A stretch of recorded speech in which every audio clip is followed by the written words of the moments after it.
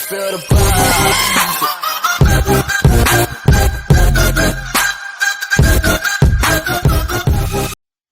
What's up, guys? Welcome back to another Algebra 2 instruction lesson here with Mr. Gaines as we wrap up our unit and our target here on one-to-one and inverse functions. Today we are going to go ahead and take a look at the applications or some applications of inverse functions with everybody's favorite word problems. So let's go ahead and let's jump right into an example. In problem number 11, it says the volume of an equipoise cylinder, where the height of the cylinder is equal to the diameter, is given by the function v of x equal to 2 pi x cubed.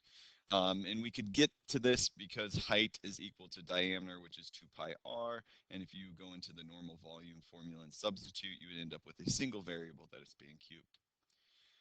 So this is where v of x is representing the volume in units, and x is representative of the radius of the cylinder.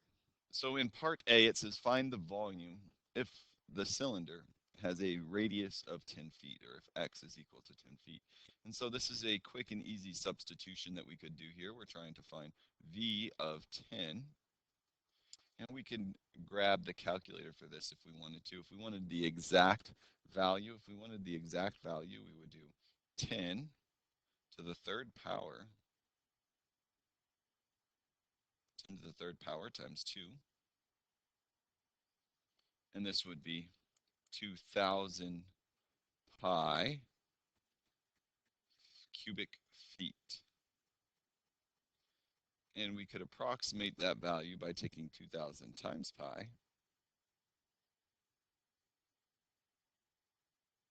If I can get that calculator to work, sorry. Let's try this again. 2,000 times pi. And this would have an approximate volume of 6,283.19 if we round to 2 decimals cubic feet. So just some quick calculator substitution, or some quick substitutions and calculations on our calculator here allows us to find the volume of this cylinder. Now in part B, it says find the inverse of v of x and discuss what the input and output variables represent. So first we want to find the inverse function. So if you remember back to the previous lesson, in order to find the inverse function, we take the y values and the x values and we interchange them. So if I take v of x, the function v of x, this would now, and interchange the x and y values, this would now be x equal to 2 pi times y cubed. Then if I want to solve here to get y by itself, I would divide both sides by 2 pi. So remember, pi is a term that is being multiplied. And then I could cube root both sides. So I'd get the cubed root of x over 2 pi is equal to y. So the inverse of v of x is the cubed root of x over 2 pi. Now, it says discuss what the input and output variables represent. So the input variable, x,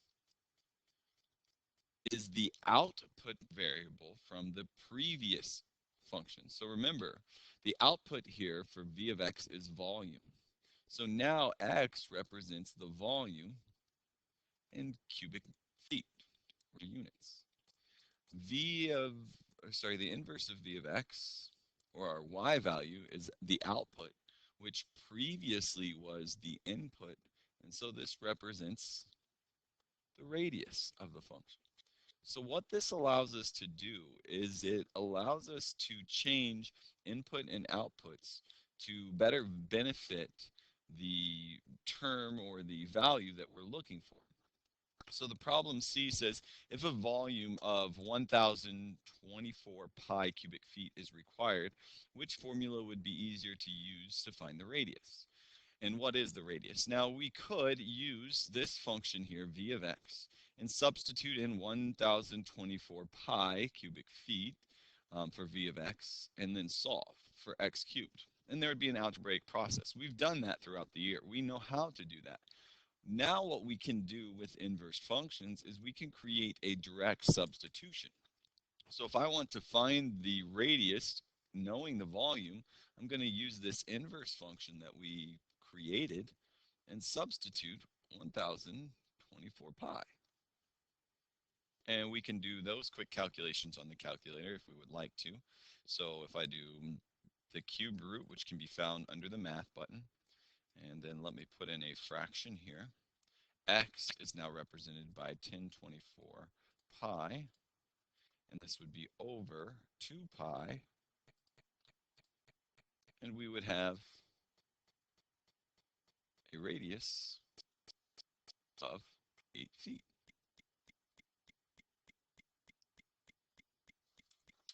So what this inverse operations allows us to do is to change the input and the outputs of the function, which allows solving for what was previously an input, in this case the radius, a little bit easier as a substitution with this new formula. Let's take a look at another example. In problem number 12, it says, in some localities, there is a set formula to determine the fine for exceeding posted speed limits. Suppose the amount for the fine for surpassing a 50-mile-per-hour limit was given by the function f of x, where f of x represents the fine in dollars for a speed of x miles per hour. So at this point, this problem is very similar to the previous one. Go ahead and pause the video and see if you can answer each of these questions through, when needed, the use of the inverse of f of x. Hopefully you got a chance to go through those problems, and now let's take a look at what our answers would be. So problem A says, what is the fine for traveling 65 miles per hour through this zone? So x represents the speed of miles per hour, and this function is in respect to surpassing a 50-mile-per-hour limit. So we're going to use this when x is greater than 50.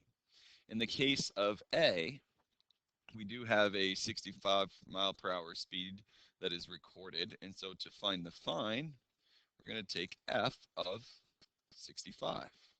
And that can again be done in the calculator. 12 times 65 minus 500. I can get my buttons to work here. There we go. 12 times 65 minus 500. And this would be a $280 fine. So if we go 65 miles per hour, it's a $280 fine. Now let's take a look at B.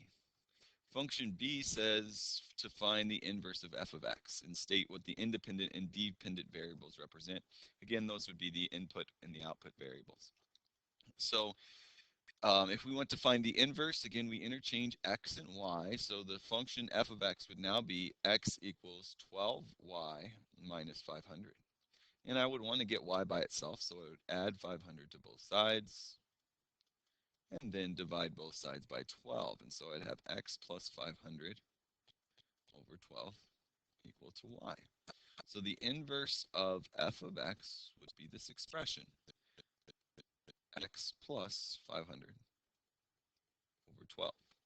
Now, what do the input and output variables represent? So the independent and dependent.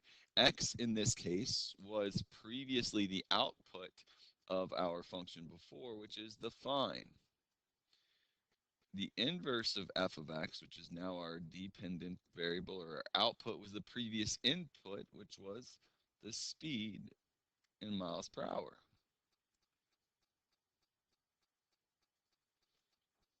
So what we have done is we've changed the independent and dependent variables, the input and output variables. And so now we can use this function to figure out how fast a driver was going if the fine assessed was $172. So what we can do is we can take 172 and substitute that into the function for the inverse of f of x. So that can be done on the calculator here if we need to. So 172 plus 500 divided by 12, and this is going to be 56 miles per hour. So really what we can see here is the end application of inverse functions is to allow us to interchange input and outputs for a given function. This gives us a different method of solving for variables. So we know one method of how to solve if you know the output. In this case, the output of f of x would have been the fine for c, and then algebraically solve for x. Now we know a way to rewrite equations that allow us a direct substitution to solve for the speed if we know the fine. So this is how we're going to go ahead and wrap up our section on one-to-one and inverse functions. As we progress into exponentials and logarithms, we're going to see some more applications for these types of functions. As always, thank you guys for tuning in, and I'll see you soon.